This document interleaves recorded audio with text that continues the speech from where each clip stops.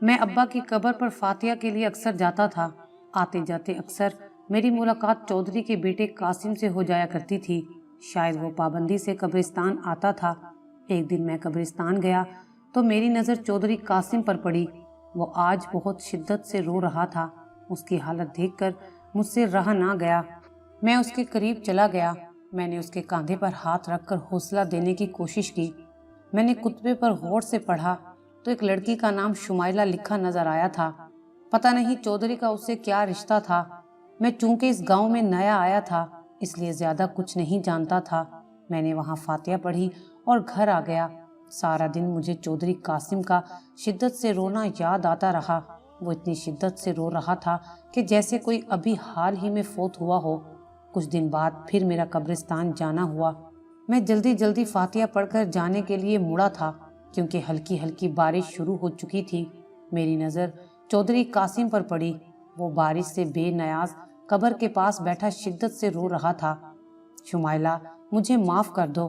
تم نے مجھے معاف نہ کیا تو میرا اللہ بھی مجھے معاف نہیں کرے گا، اور تڑپ تڑپ کر کہہ رہا تھا۔ وہ قبر پر سر رکھ کر پھوٹ پھوٹ کر رونے لگا۔ چودھری صاحب، بارش تیز ہو رہی ہے۔ میں نے چودھری کو پکارا مگر چودھری نے میری طرف دیکھا ہی نہیں۔ وہ ابھی بھی رو رہا تھا۔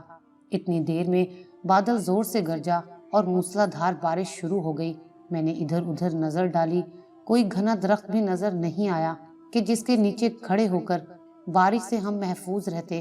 سردیوں کی بارش بندے کو بیمار بھی کر دیتی ہے۔ یہی سوچتے ہوئے میں نے بھی چودھری قاسم کا بازو پکڑا اور ان کو گورکن کی جھوپڑی میں لے آیا۔ گورکن موجود نہیں تھا۔ چودھری صاحب چٹائی پر نڈھال سا بیٹھ گیا مگر وہ ابھی بھی رو رہا تھا۔ شمائلہ کی قبر یہاں سے بھی صاف دکھائی دے رہی تھی۔ چودھری قاسم ابھی بھی ہاتھ جوڑ کر معافی مانگ رہا تھا۔ شمائلہ، مجھے معاف کر دو۔ اگر تم نے مجھے معاف نہ کیا تو یہ زمین بھی مجھے جگہ نہیں دے گی۔ یہ کس کی قبر ہے؟ میں نے ہمت کر کے سوال کیا۔ میری چھوٹی بہن کی، چودھری نے جواب دیتے ہوئے پہلی بار میری طرف دیکھا تھا۔ یہ کہہ کر وہ خاموش ہو گیا۔ آپ یہاں روزانہ آتے ہیں؟ لگتا ہے آپ کو اپنی بہن سے بہت محبت ہے۔ میں نے اسے خاموش دیکھ کر پھر سوال کیا۔ چودھری نے نفی میں سر ہلا دیا۔ تھوڑی دیر تک جھونپڑی میں خاموشی چھائی رہی۔ میں نے دوبارہ گفتگو کا آغاز کیا۔ چودھری صاحب، آپ مجھے اپنا غم بتائیں، آپ کا دل ہلکا ہو جائے گا۔ میں ہمدرد لہجے میں بولا۔ نہیں، غم نہیں، گناہ۔ چودھری غمناک لہجے میں بولا۔ ہو سکتا ہے کہ میں آپ کے کسی کام آ سکوں۔ میں نے اسے بولنے پر آمادہ دیکھ کر کہا، کبھی کبھار انسان گناہوں کی وجہ سے اتنا دور نکل جاتا ہے کہ کوئی حل نہیں نکلتا، کوئی اس کی مدد نہیں کر سکتا۔ توبہ کے دروازے بند ہو جاتے ہیں اور اس کے ذمہ دار بھی ہم خود ہیں۔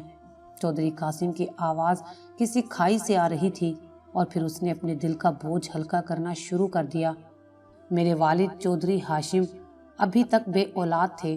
دن رات وہ اپنی بیوی کو تانے دیتا رہتا کہ صرف بیٹا ہونا چاہیے، اگر بیٹی ہوئی تو تمہاری اس حویلی میں کوئی جگہ نہیں ہوگی۔ میں بہت منتوں اور مرادوں کے بعد پیدا ہوا۔ حویلی میں جشن کا سماں تھا۔ میرا باپ فخر سے سینہ پھیلا کر پھر رہا تھا۔ وراثت کے علاوہ باپ کے بیجا لاڈ پیار نے میرے اندر ضد، غصہ اور ہٹ دھرمی اور غرور پیدا کر دیا تھا۔ میں عورت کو پیر کی جوتی سمجھتا تھا۔ ماں کی محبت کے باوجود میں اسے بہت تنگ کرتا اور بدتمیزی کرتا۔ حویلی کی ملازمین بھی میری بدسلوکی کا شکار تھیں۔ باپ کی حمایت میرے ساتھ ساتھ تھی۔ 9 سال تک میری بادشاہی قائم رہی۔ اس دوران اماں امید سے ہوئیں۔ ہاجرہ، یاد رکھنا اس بار بھی بیٹا ہونا چاہیے۔ ابا غصے بھرے لہجے میں بولے۔ چودھری صاحب، یہ تو اللہ کے کام ہیں، میں بھلا اس سلسلے میں کیا کر سکتی ہوں؟ اماں کمزور سے لہجے میں بولی۔ بس بس، زیادہ بک بک نہ کر، بڑی آئی مجھے سمجھانے والی، جو کہہ رہا ہوں وہی ہو۔ ابا دھاڑے۔ ماں باپ کی باتیں سن کر میں سوچنے پر مجبور ہو گیا کہ کسی صورت میں بیٹا نہ ہو، ورنہ میری بادشاہی میں کوئی حصے دار آ جائے گا۔ میرے اندر جلن اور حسد کے جذبات پیدا ہو رہے تھے۔ میں نے دن رات دعائیں مانگنا شروع کر دیں کہ اب کی بار بہن ہو، اور آخر میری دعاؤں کے آگے ابا کی دعائیں ہار گئیں اور ایک بہن میرے لیے آ گئی۔ ابا کا غصے سے برا حال تھا، وہ تو اسے دیکھنے بھی نہیں گئے۔ बहन से मुझे कोई मतलब नहीं था, क्योंकि मुझे उससे कोई खतरा नहीं था। आखिर औरत है तो एक कमज़ोर मखलूक, उसका और हमारा क्या मुकाबला। गरूर तकब्बुर मेरे अंदर पिनप रहे थे। अम्मा ने उसका नाम शुमाइला रखा। शुमाइला बहुत खूबसूरत थी। अम्मा उस नाजुक सी गुड़िया के साथ बहुत खुश थी। कासिम, इधर आओ बेटा, देखो तुम्हारी बहन। मैं खेल रहा था कि अम्मा की आवाज़ मेरे कानों में पड़ी। क्या है अम्मा? मैं बदतमीज़ी से बोला। बेटा, अपनी बहन से मिलो, देखो तुम्हारे लिए छोटी सी गुड़िया आई है। अम्मा के लहजे में शुमाइला के लिए मोहब्बत थी। तो मैं क्या करूं? मुझे किसी बहन की ज़रूरत नहीं है। बाप की ज़ुबान मेरे मुंह में थी। शुमाइला का वजूद मेरे लिए कोई मायने नहीं रखता था। मैं उसे मारता, उसके खिलौने तोड़ देता, उसकी चीज़ें छुपा देता। वो रोती, शोर मचाती, मगर कोई मेरा कुछ नहीं बिगाड़ सकता था। मैं अब्बा का लाडला और उनका वारिस था, और शुमाइला को तो अब्बा देखना भी पसंद नहीं करते थे। अम्मा मुझे समझाती, मगर मैं उनकी एक नहीं सुनता था। मेरे इसी सलूक को देखते हुए वो मुझसे खौफजदा रहने लगी। मेरे आने पर छुप जाया करती थी। अम्मा, भाई मुझसे नफरत क्यों करते हैं? शुमाइला अम्मा से पूछ रही थी।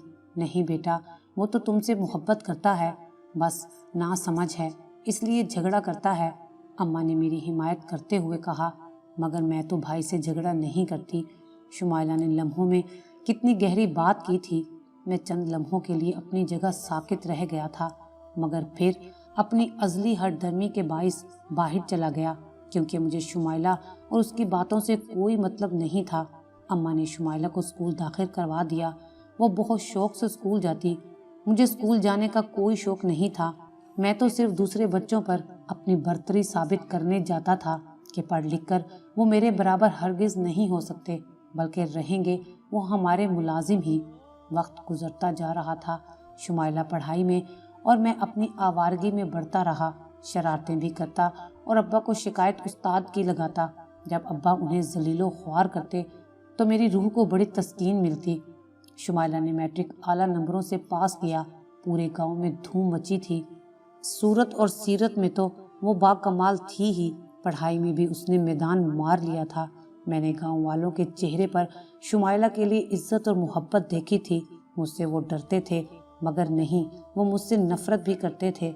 मुझे पहली दफ़ा शुमाइला से हसद महसूस हुआ, यानी एक लड़के के सामने एक लड़की फोकियत ले गई थी। हवेली में आने जाने वाले अम्मा अब्बा को मुबारकबाद दे रहे थे और मेरा हसद के मारे बुरा हाल हो रहा था। वो आगे पढ़ना चाहती थी। उसने अम्मा से इस बात का इजहार किया कि उसे शहर के मेडिकल कॉलेज में दाखिला लेना है। ये सुनना था कि मेरे तन बदन में आग लग गई। अब्बा और मैंने खूब मुखालफत की। क्या ज़रूरत है आगे पढ़ने की? मैंने कहर आलूद निगाहों से उसे घूरा था। अब्बा, मुझे शौक है। शुमाइला ने पहली बार जुबान खोली। पढ़कर क्या तू तीर मारेगी? करना तो फिर भी चूल्हा हांडी है। मेरे लहजे में हकारत थी। पुत्र, पढ़ने दे बेचारी को। अम्मा हिमायत में बोली। ना भई, ज़रूरत क्या है शहर जाकर पढ़ने की? करनी तो तेरी शादी है, हमने कौन सा तुझसे नौकरी करवानी है? अब्बा गुस्से से धाड़े। चौधरी साहब, मैंने आपसे ज़िंदगी में कभी कुछ नहीं मांगा, मगर अपनी बेटी के लिए मिन्नत करती हूँ कि इसे पढ़ने की इजाज़त दे दें। अम्मा हाथ जोड़ते हुए बोली। अब्बा, बस ज़्यादा गौर ना कर, कोई ज़रूरत नहीं है लड़की ज़ात को सर पर बिठाने की। मैंने नफरत से कहते हुए शुमाइला पर नज़र डाली। उसकी आंखों में बेबसी के आंसू थे, मगर मुझे ज़रा रहम नहीं आया था। और फिर अम्मा की इल्तिजाएं और शुमाइला की दुआएं रंग ले आईं। अब्बा मान गए थे। मैंने सुना तो हैरान रह गया। अब्बा की नफरत और हकारत कहाँ गई थी? शायद बेटे की मोहब्बत जाग गई थी। अब्बा ने इस शर्त पर शहर पढ़ने की इजाज़त दी थी कि शुमाइला कोई ऐसी हरकत नहीं करेगी जिससे हमारी इज्जत पर कोई हर्फ आए, और शुमाइला ने वादा किया था। शुमाइला का दाखिला मेडिकल कॉलेज में हो गया था। मैं खून के घूंट पीकर रह गया था। जब उसे हॉस्टल से छुट्टियां होती तो मैं उसे लेने जाता। सारे रास्ते उसे डांटता, डराता, बिला वजह उस पर रोक डालता। देर से क्यों आई? कहीं किसी से चक्कर तो नहीं चला रही? ऐसी कोई खबर मुझे मिली तो याद रखना, तू जिंदा हवेली में नहीं जाएगी। तेरी लाश टुकड़े टुकड़े करके लेकर जाऊंगा। वो सारे रास्ते आंसू बहाती, मगर मुझे रहम ना आता। حویلی جا کر بھی اماں ابا کو اس کی جھوٹی شکایتیں لگاتا۔ شاید اس طریقے سے میں اس سے انتقام لیتا کہ وہ پڑھائی میں مجھ سے آگے کیوں نکل رہی تھی۔ اسی دوران حویلی میں میری شادی کے ہنگامے جاگ گئے۔ گل بانو میری منگیتر تھی جو اب دلہن بن کر حویلی کی رونق بڑھانے آ گئی۔ میں بہت خوش تھا، مگر اس خوشی کے موقع پر بھی میرا دل شمائلہ کی طرف سے صاف نہیں ہوا تھا۔ وہ میری نفرت کا ہمیشہ شکار رہی تھی۔ گل بانو اور شمائلہ کی بہت اچھی دوستی ہو گئی تھی، مگر وہ مجھ سے خائف ہی رہتی تھی۔ میں نے اسے کبھی جو بھائیوں والا پیار نہیں دیا تھا۔ ہم مرد نہ جانے عورتوں کے معاملے میں اس قدر خود غرض اور تنگ نظر کیوں ہوتے ہیں۔ شمائلہ ڈاکٹر بن گئی، یہ خبر میرے تن بدن میں آگ کی طرح لگ گئی تھی۔ ساری حویلی میں جشن کا سما تھا، ہر کوئی ابا کو مبارکباد دے رہا تھا۔ ابا کی عزت کو 4 چاند جو لگ گئے تھے۔ پہلی بار کوئی لڑکی اتنا زیادہ پڑھ گئی تھی۔ بیٹا تم نے میرا سر فخر سے بلند کر دیا۔ ابا نے شمائلہ کے سر پر محبت سے ہاتھ رکھتے ہوئے کہا، ابا آپ کی عزت مجھے اپنی جان سے بھی زیادہ پیاری ہے۔ ڈاکٹر بن کر بھی شمائلہ کے انداز میں عاجزی اور انکساری ختم نہیں ہوئی تھی۔ میری بیٹی بہت نصیبوں والی ہے۔ اماں کے لہجے میں اس کے لیے پیار ہی پیار تھا۔ مجھے ان کا پیار ایک آنکھ نہیں بھا رہا تھا۔ شمائلہ میں نے ہمیشہ تجھ سے نفرت کی، کبھی تجھے پیار نہیں دیا۔ میرے ہوتے ہوئے بھی تو باپ کی محبت سے محروم رہی۔ ابا کے لہجے میں دکھ تھا۔ مجھے آپ سے کوئی شکایت نہیں، میرا خواب تھا ڈاکٹر بننے کا اور وہ آج پورا ہو گیا۔ مجھے آپ سے کوئی گلہ نہیں ہے۔ شمائلہ کی آنکھوں میں آنسو اور لبوں پر مسکراہٹ تھی۔ مگر میں بیٹا تمہارے لیے کچھ کرنا چاہتا ہوں، اپنی تمام زیادتیوں کا ازالہ۔ ابا پرعزم انداز میں بولے، مجھے گاؤں میں ہسپتال بنانا ہے، اس کے لیے زمین چاہیے۔ شمائلہ نے امید بھری نظروں سے ابا کو دیکھا۔ ہاں بیٹا، جو تم کہو گی وہی ہوگا، جتنی زمین چاہیے لے لو۔ ابا محبت سے بولے، ابا میں چاہتی ہوں گاؤں والے علاج کے لیے محروم نہ رہیں، انہیں شہر نہ جانا پڑے، انہیں علاج کی سہولیات گاؤں میں ہی میسر ہوں۔ شمائلہ کی نگاہوں میں امید اور ولولہ تھا۔ کوئی ضرورت نہیں ہے اسے زمین دینے کی، کرنی تو اس کی شادی ہی ہے، تو پھر یہ نیا شوشہ کیوں چھوڑا جا رہا ہے؟ میں نے غصے سے مداخلت کرتے ہوئے کہا، تو چپ کر قاسم، یہ میرا اور میری بیٹی کا معاملہ ہے۔ ابا تو بالکل ہی بدل گیا تھا۔ ابا اگر تو نے اسے زمین دی تو میں اس کے ٹکڑے کر دوں گا۔ میں نفرت سے پھنکارا، کوئی آرام سے، بہن ہے تیری۔ ابا غصے سے چلائے، آپ ہوتے کون ہیں میرے ٹکڑے کرنے والے؟ شمائلہ نے میری آنکھوں میں آنکھیں ڈال کر کہا۔ میں اس کا اعتماد اور جرت دیکھ کر حیران رہ گیا۔ میری آنکھوں میں خون اتر آیا تھا۔ میں نے آگے بڑھ کر اسے تھپڑ مارنا چاہا تھا کہ ابا میرے سامنے آ گئے اور میرے منہ پر تھپڑ رسید کیا، اپنی بکواس بند کر اور چلا جا یہاں سے۔ ابا نے پہلی بار مجھ پر ہاتھ اٹھایا تھا اور اس کی وجہ صرف شمائلہ تھی۔ دیکھتا ہوں کیسے بنتا ہے ہسپتال۔ میں دھمکی دیتا ہوا اپنے کمرے میں آ گیا اور جاتے جاتے شمائلہ پر نفرت بھری نگاہ ڈالنا نہیں بھولا تھا۔ قاسم کیوں غصہ کر رہے ہیں؟ بنانے دینا ہسپتال، اس میں سب کا فائدہ ہے۔ گل بانو نے محبت سے مجھے سمجھانے کی کوشش کی، بکواس بند کرو اور میرا دماغ نہ کھاؤ، سب اسی ناگن کے حمایتی بن گئے ہیں۔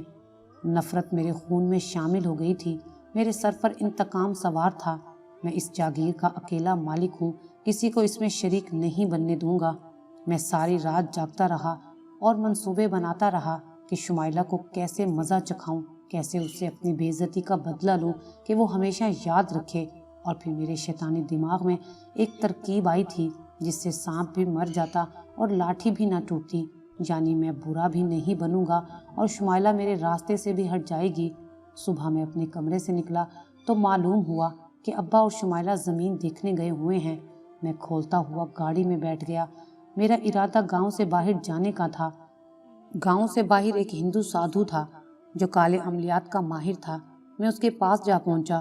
اس کی جھونپڑی سے ناگوار بو آ رہی تھی، جگہ جگہ کھوپڑیاں اور ہڈیاں بکھری پڑی تھیں۔ وہ شاید کسی چلے میں مصروف تھا۔ میں ایک جگہ بیٹھ گیا۔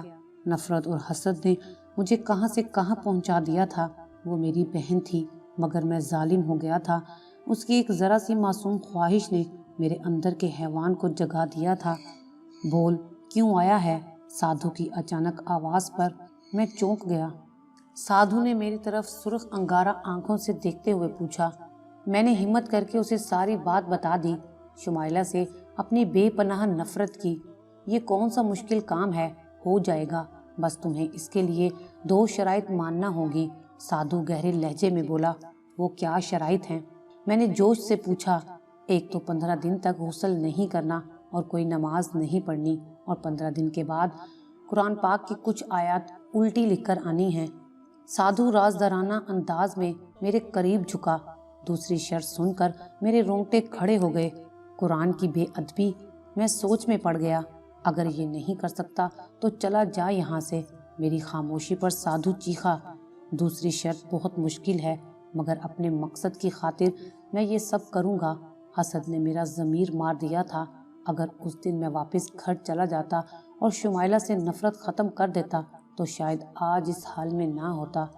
نماز تو میں پہلے ہی نہیں پڑھتا تھا، مگر جمعے کا مسئلہ تھا جو ابا کے ساتھ پڑھنے جاتا تھا، اور جہاں تک غسل کا تعلق تھا تو وہ میں سب سے چھپا سکتا تھا، مگر گلبانو واقف ہو سکتی تھی۔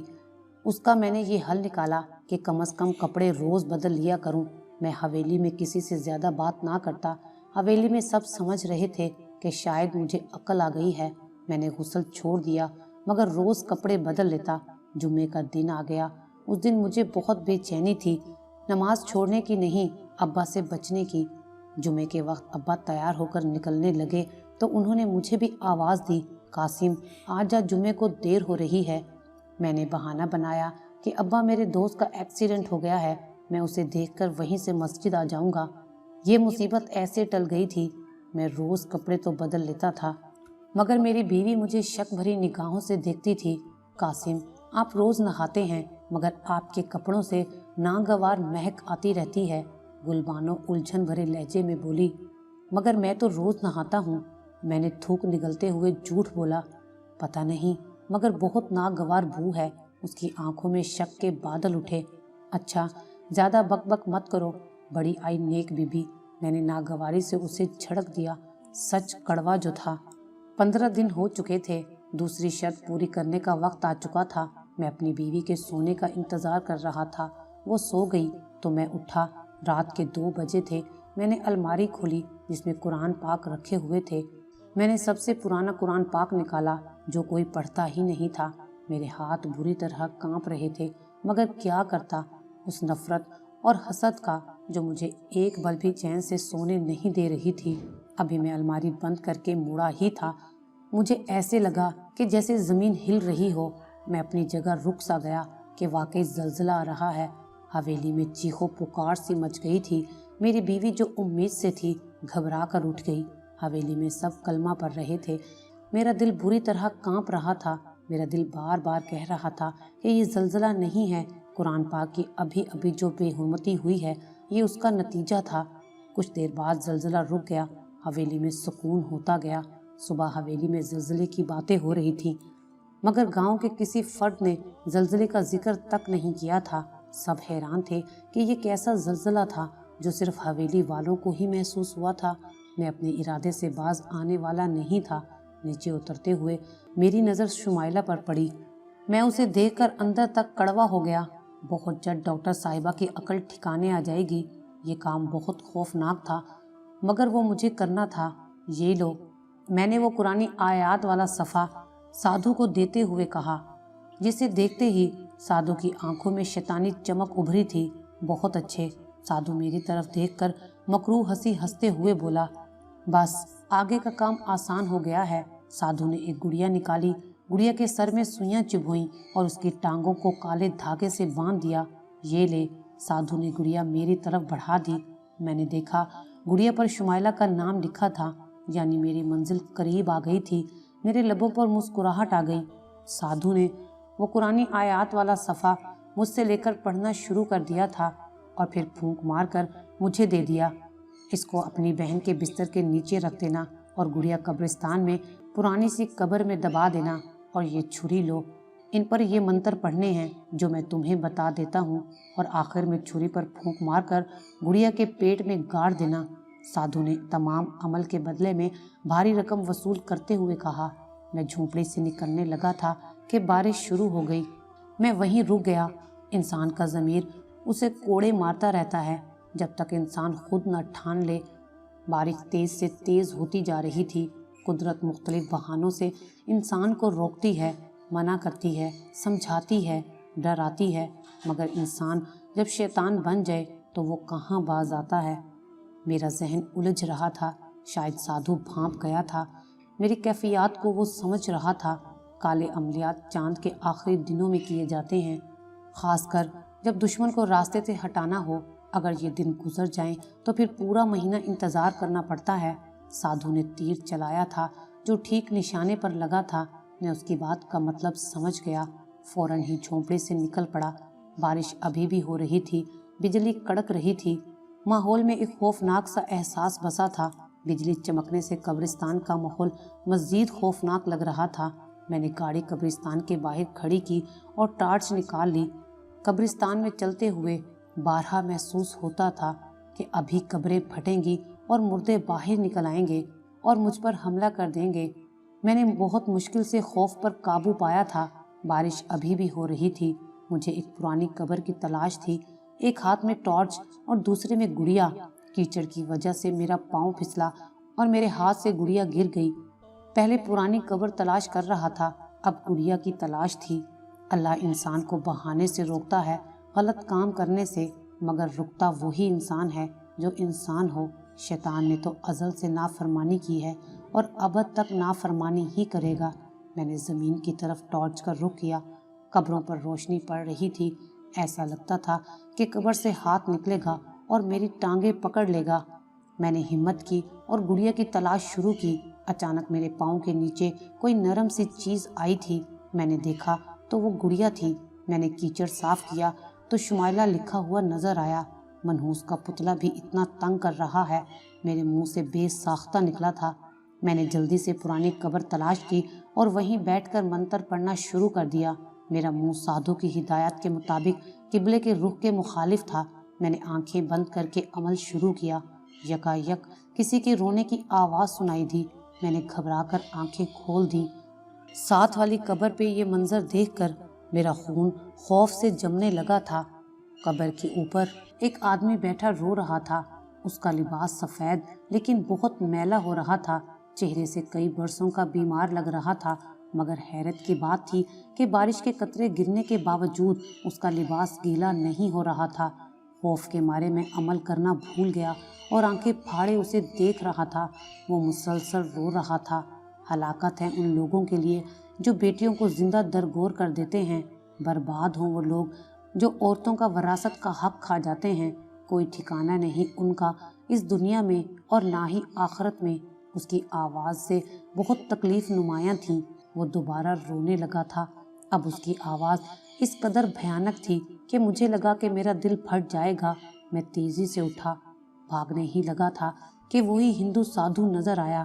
اس نے مجھے قبر کے پاس دھکیل دیا۔ کہاں جا رہے ہو؟ عمل ادھورا چھوڑ کر۔ یاد رکھو، اگر بھاگنے کی کوشش کی تو میری مددگار قوتیں تمہیں زندہ نہیں چھوڑیں گی۔ عمل الٹا بھی ہو سکتا ہے، اس لیے عمل پورا کرو۔ سادھو کی آنکھیں سرخ انگارہ ہو رہی تھیں۔ ایک دفعہ پھر ضمیر کی جنگ شروع ہو گئی۔ آخرکار شیطان جیت گیا اور ضمیر کی آواز خاموش ہو گئی۔ اب مجھے اپنی زندگی کی فکر تھی۔ اپنی زندگی بچانے کے لیے میں نے شمائلہ کو قبر میں اتارنے کا فیصلہ کر لیا تھا۔ بارش ہلکی ہو چکی تھی۔ آخر میں نے چھری پر پھونک مار کر گڑیا کے پیٹ میں گاڑ دی۔ بادل زور سے گرجا اور بجلی چمکی تھی۔ بجلی کی چمک میں سارا قبرستان نمایاں ہو کر بھیانک لگ رہا تھا۔ بہت سی چمگادڑیں نہ جانے کہاں سے شور مچاتی ہوئی گزر گئیں۔ میرا دل خوف کے مارے دھڑکا تھا۔ کچھ عجیب و غریب پرندوں کی آوازیں بلند ہوئی تھیں اور پھر ہر طرف سناٹا چھا گیا۔ عمل ختم کر کے میں نے گڑیا قبر کھود کر اس میں دبا دی اور بہت مطمئن ہو کر گھر آ گیا۔ گھر میں سب سو رہے تھے۔ میں نہایا اور کپڑے تبدیل کیے۔ میں کافی دنوں بعد نہایا تھا، اس لیے خود کو بہت ہلکا محسوس کر رہا تھا۔ میں بہت پرسکون ہو کر سو گیا تھا۔ اب عمل کا دوسرا مرحلہ تھا۔ یہ کام مشکل تھا کیونکہ میں کبھی شمائلہ کے کمرے میں نہیں گیا تھا، اور یہاں یہ کہ اس کے کمرے میں وہ صفحہ رکھنا تھا۔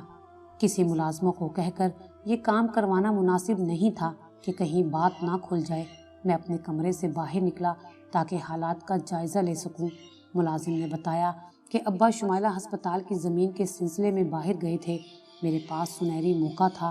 میں فوراً وہ قرآنی آیات والا صفحہ لے کر شمائلہ کے کمرے میں چلا گیا اور جلدی سے بیٹھ کے بالکل درمیان میں رکھ کر فوراً باہر آ گیا۔ کسی کو پتہ نہ چل سکا تھا میرا بیٹا پیدا ہوا تھا۔ میں بہت خوش تھا۔ ساری حویلی میں جشن منایا گیا تھا۔ پورے گاؤں میں مٹھائی بانٹی گئی تھی۔ ابا، اماں، شمائلہ سب بہت خوش تھے۔ رات کے کسی پہر شمائلہ کی چیخوں سے پوری حویلی گونج اٹھی تھی۔ ہم سب اٹھ گئے۔ شمائلہ مسلسل روئے جا رہی تھی۔ اماں اور ابا اسے تسلی دے رہے تھے۔ شمائلہ، کیا ہوا ہے؟ کیوں رو رہی ہو؟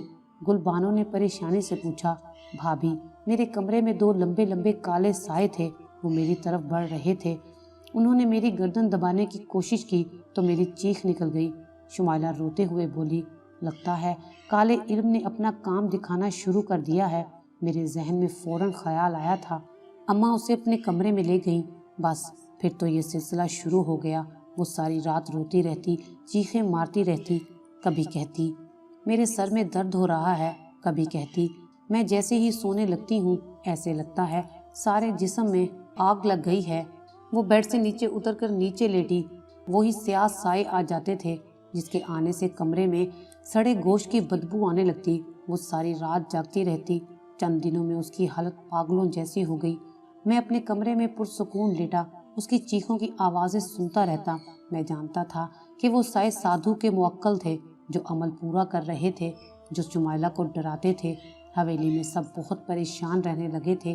کسی کو کوئی مسئلہ سمجھ نہیں آ رہا تھا۔ وہ ساری رات فرش پر لیٹی رہتی، جیسے ہی بستر پر لیٹتی تو چیخیں مارتی، اٹھ جاتی۔ ایک رات اسی طرح رونے کی آوازوں سے میری آنکھ کھل گئی۔ اماں ابا بری طرح رو رہے تھے۔ شمائلہ سیڑھیوں کے پاس بے ہوش گری ہوئی تھی۔ اسے ہسپتال لے جایا گیا تو پتہ چلا کہ اس کی کمر کی ہڈی ٹوٹ چکی ہے۔ وہ ویل چیئر پر واپس حویلی آئی تھی۔ اس کو اس حالت میں دیکھ کر مجھے رحم نہ آیا تھا۔ کس قدر پتھر دل تھا میرا۔ وہ سارا دن اپنے کمرے میں پڑی رہتی، ہنسنا بولنا سب چھوڑ دیا تھا۔ سب اس کی زندگی کی دعائیں مانگ رہے تھے اور میں اسے قبر میں اتارنے کا انتظام کر کے آیا تھا۔ کچھ دنوں بعد وہ سوتے میں ہی مر گئی۔ کسی کو پتہ نہ چلا کہ اسے کیا ہوا تھا۔ میں خوش تھا کہ میرے راستے کا پتھر ہٹ گیا تھا۔ اب پھر سے میری بادشاہی حویلی میں قائم ہونے والی تھی۔ اماں ابا غم سے نڈھال تھے مگر میرا خون سفید ہو چکا تھا۔ قاسم، مجھے لگتا ہے شمائلہ کی موت قدرتی نہیں ہے، گل بانو پرسوچ انداز میں بولی۔ کیا مطلب ہے؟ میں چونکتے ہوئے بولا کہ لوگ کہہ رہے ہیں کہ شمائلہ کو سایہ ہو گیا تھا مگر میرا دل کہتا ہے کہ اس پر کسی نے کچھ کروایا تھا۔ گل بانو مزید بولی، کیا بکواس ہے؟ میں نے اسے ڈانٹ دیا، میں اندازہ نہیں لگا رہی۔ اس کے کمرے کی صفائی کرتے ہوئے یہ صفحہ ملا ہے جس سے گل بانو تعصب بھرے انداز میں بولی، بیکار باتیں کر کے میرا سر نہ کھاؤ، اپنے اندازے اپنے پاس رکھو۔ میں نے اسے جھڑک دیا۔ میرا دوسرا بیٹا پیدا ہوا تو وہ معذور تھا۔ میرا دل بجھ سا گیا۔ چند دنوں کے بعد میرا بیٹا فوت ہو گیا۔ میرے اوپر غم کا پہاڑ ٹوٹ چکا تھا۔ اماں ابا تو پہلے ہی جوان بیٹی کی موت پر نڈھال تھے، اب مزید دکھی ہو گئے تھے۔ ایک قیامت تھی جو حویلی پر ٹوٹ چکی تھی اور پھر اس کے بعد حویلی پر غم کے بادل چھا گئے۔ حویلی میں پھر کبھی خوشی نہ آئی۔ میرا بڑا بیٹا سیڑھیوں سے گرا اور گرتے ہی مر گیا تھا۔ میری کمر ٹوٹ چکی تھی۔ گل بانو بالکل خاموش ہو گئی تھی۔ شمائلہ کی موت کے بعد مجھے ہر کام میں نقصان ہو رہا تھا۔ کبھی تیار فصل تباہ ہو جاتی، کبھی گاڑی کا ایکسیڈنٹ ہو جاتا۔ ایک رات میں سوتے سے اٹھ گیا، پسینے میں بھیگ چکا تھا۔ میں نے خواب میں دیکھا کہ میں نے کمرے کا دروازہ کھولا تو ایک لڑکی بیٹھی رو رہی تھی۔ کون ہو تم؟ میں نے اس سے پوچھا۔ اس لڑکی نے سر اٹھایا تو مجھے حیرت کا جھٹکا لگا۔ وہ شمائلہ تھی۔ بھائی، آپ نے میرے ساتھ یہ ظلم کیوں کیا؟ میں نے آپ کا کیا بگاڑا تھا کہ آپ نے وقت سے پہلے مجھے مار دیا؟ شمائلہ کی آنکھوں میں آنسو اور لبوں پر شکوہ تھا۔ میرے خوف سے پسینے چھوٹ گئے۔ میں چپ کھڑا تھا۔ میرے اللہ، تو اسے کبھی معاف نہ کرنا، نہ دنیا میں اور نہ ہی آخرت میں۔ شمائلہ نے آسمان کی طرف دیکھا اور دردناک انداز میں یہ کہتے ہوئے غائب ہو گئی۔ میں کتنی دیر تک بستر پر پریشان بیٹھا رہا۔ یہ مصیبت میں نے خود مول لی تھی، اب بھگتنے کا وقت آ چکا تھا۔ میری بیوی پھر امید سے تھی۔ پتہ نہیں کیوں اس بار مجھے خوشی نہیں ہوئی تھی۔ مجھے لگا کہ اس بار میرے ساتھ کچھ برا ہونے والا ہے۔ میں ساری رات جاگتا رہتا۔ شمائلہ کی بے بسی اور اس کی چیخیں مجھے رات بھر جگاتی تھی۔ میں گاؤں کے امام مسجد کے پاس اپنا مسئلہ لے کر گیا کہ مجھے رات بھر نیند نہیں آتی۔ وہ علم اور حکمت میں بہت سمجھ بوجھ رکھتے تھے۔ انہوں نے میرا مسئلہ سن کر آنکھیں بند کر لیں اور کچھ پڑھنا شروع کر دیا۔ جب آنکھیں کھولیں تو ان کے ماتھے پر ناگواری سے بل تھے، قرآن کی بے حرمتی کرو، کالا علم کرو اور ناحق کسی کا قتل کرو، اور اس کے بعد یہ کہنا کہ مجھے سکون کی نیند نہیں آتی۔ چودھری صاحب، میرے پاس آپ کے مسئلے کا کوئی حل نہیں ہے۔ آپ نے حقوق اللہ اور حقوق العباد دونوں میں زیادتی کی ہے۔ آپ چلے جائیں یہاں سے، میں آپ کی کوئی مدد نہیں کر سکتا۔ امام صاحب نے مجھے مایوس لوٹا دیا تھا۔ میری بیوی کی طبیعت خراب ہو گئی تھی، اسے شہر لے کر جانا پڑا تھا۔ ڈاکٹر نے جو خبر مجھے سنائی تھی اسے سن کر میرے پیروں تلے سے زمین نکل گئی تھی۔ میرا بیٹا ہوا تھا جس کے 2 سر تھے، اس کی رنگت بالکل سیاہ تھی، اس کی آواز اس قدر بھیانک تھی کہ سب لوگ استغفار کر رہے تھے۔ میری بیوی قریب المرگ تھی۔ ڈاکٹر نے صاف جواب دے دیا تھا، قاسم، میں جانتی ہوں کہ شمائلہ پر کالا علم آپ نے کروایا تھا، قرآن پاک کی بے حرمتی بھی آپ نے کی تھی۔ اللہ نے ہمیں اولاد کے دکھ دیے تاکہ ہمیں سزا ملے۔ یہ کہہ کر گلبانو نے دم توڑ دیا تھا۔ میرا بچہ بھی مر چکا تھا۔ اماں ابا تو صدمے جھیل جھیل کر ٹوٹ گئے تھے۔ اب اس نئے غم پر ایک ایک کر کے دنیا سے منہ موڑ گئے۔ میں سارا دن دیوانوں کی طرح پھرتا رہتا تھا۔ جس حویلی کا واحد مالک بننے کے لیے اتنا کچھ کیا، وہ حویلی برباد ہو چکی تھی۔ ایک دن اسی طرح بھٹکتے بھٹکتے میں شمائلہ کی قبر پر آ گیا۔ وہ دن ہے اور آج کا دن میں شمائلہ کی قبر پر روز آتا ہوں، اللہ سے معافیاں مانگتا ہوں۔ قرآن کو ہاتھ لگاتے مجھے شرم آتی ہے۔ چودھری قاسم خاموش ہو چکا تھا۔ اس کی کہانی سن کر میرا دماغ معاف ہو چکا تھا۔ میں جو اسے حوصلہ دینے بیٹھا تھا، میرا اپنا حوصلہ ختم ہو چکا تھا۔ میں نے ایک نظر چودھری قاسم پر ڈالی اور جھوپڑی سے بالکل باہر نکل آیا۔ بارش اب بھی ہو رہی تھی مگر اب مجھ سے وہاں رکا نہیں جا رہا تھا۔ میں بوجھل قدموں سے چلتا ہوا قبروں کے پاس سے گزرا تو میری نظر شمائلہ کی قبر پر پڑی۔ اس خاموش اور پرسکون قبر کے نیچے یہ داستان چھپی تھی۔ میں گھر آ گیا مگر دل و دماغ چودھری قاسم کی طرف لگا ہوا تھا۔ مجھے اس پر رحم آ رہا تھا مگر میں اس کے لیے کچھ نہیں کر سکتا تھا۔ کافی دنوں تک میں قبرستان نہیں گیا تھا۔ 2 ہفتوں کے بعد میرا قبرستان جانا ہوا تھا تو دیکھا کہ چودھری قاسم کا ڈرائیور شمائلہ کی قبر کی صفائی کر رہا تھا اور اس پر پھول ڈال رہا تھا۔ مجھے حیرت ہوئی۔ میں اس کے پاس چلا گیا۔ چودھری صاحب خود نہیں آئے۔ میں نے ملازم سے پوچھا، چودھری صاحب اب چل نہیں سکتے؟ ملازم کے بتانے پر مجھے حیرت کا شدید جھٹکا لگا۔ کیوں، کیا ہوا ہے انہیں؟ میں ناسمجھی سے بولا، انہیں کسی زہریلے کیڑے نے کاٹ لیا تھا جس کی وجہ سے وہ معذور ہو گئے ہیں۔ ملازم کہہ کر واپس چلا گیا۔ میں شام کو سیدھا حویلی گیا۔ چودھری بستر پر لیٹا تھا۔ میں اس کے پاس بیٹھ گیا۔ اس کی آنکھوں میں آنسو تھے۔ وہ پھوٹ پھوٹ کر رونے لگا۔ میں نے وجہ پوچھی تو چودھری صاحب نے کہا، بس اللہ کی پکڑ میں آ گیا ہوں، میں اب چل نہیں سکتا۔ میں نے قرآن پاک کی بے حرمتی کی تھی۔ اس دن میں شمائلہ کی قبر پر بیٹھا رو رہا تھا کہ عجیب و غریب بڑے بڑے کیڑوں نے میری ٹانگوں پر کاٹ لیا۔ کالے علم کی وجہ سے میں ایمان بھی گوا بیٹھا تھا۔ جس دولت اور جائیداد کی خاطر میں نے سب کیا، اب وہ میرے لیے بے معنی ہو چکی ہے۔ یہ کہہ کر وہ زار و قطار رونے لگا۔ میں نے تسلی کے چند ٹوٹے پھوٹے الفاظ کہے اور گھر آ گیا۔ فجر کی آذان کے وقت میری آنکھ کھلی۔ میں وضو کر کے مسجد جانے لگا تھا کہ اعلان ہوا، چودھری قاسم صاحب رضائے الہی سے وفات پا گئے ہیں۔ میں تیزی سے مسجد کی طرف گیا۔ معلوم ہوا کہ چودھری قاسم کی تکلیف بہت بڑھ گئی تھی کہ ٹانگیں کاٹنی پڑ گئیں اور وہ برداشت نہ کر سکا اور فوت ہو گیا۔ چودھری قاسم کی تدفین کے بعد میں قبر کے پاس بیٹھا ان کی مغفرت اور آسانی کے لیے دعا کر رہا تھا کہ اچانک میری نظر کچھ عجیب غریب کیڑوں پر پڑی اور وہ بہت تیزی کے ساتھ چودھری قاسم کی قبر کی طرف آ رہے تھے۔ انہیں دیکھ کر میں خوف سے پیچھے ہٹ گیا۔ ایسے کیڑے میں نے زندگی میں کبھی نہیں دیکھے تھے۔ وہ تیزی سے قبر میں اتر کر غائب ہو گئے۔ میں نے شدت غم اور خوف سے آنکھیں بند کر لیں۔ بالکل صحیح ہے کہ کالا جادو کرنے والا کافر ہے، کیونکہ وہ اللہ سے جھگڑا کرتا ہے، اپنی تقدیر پر راضی نہیں ہوتا اپنا ایمان بھی گنوا بیٹھتا ہے اور دنیا اور آخرت بھی برباد کر لیتا ہے۔ قارئین، میری آپ سے گزارش ہے کہ کبھی بھی نفرت اور دشمنی میں اتنے آگے نہ بڑھ جائیں کہ کالے جادو کا سہارا لینا پڑے۔ یہ دولت یہیں رہ جاتی ہے، دنیا سے جاتے وقت صرف نیک اعمال کا ذخیرہ ہی ضروری ہے۔